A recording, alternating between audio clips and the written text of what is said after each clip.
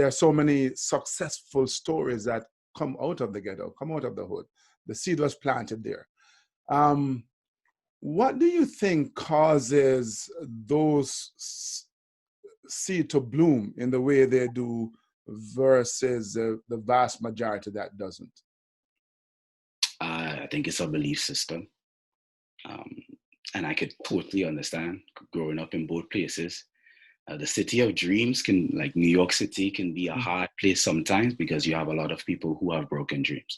Mm-hmm. So if you have an ambition, sometimes it can come up against great opposition because other people may not necessarily agree that it is achievable. Mm-hmm. But when a dream is shared, it's empowered.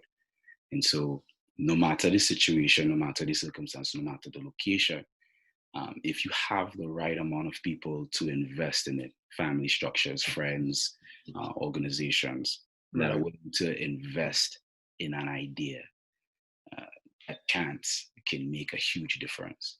If you think that this is normal, then you just accept things as they are.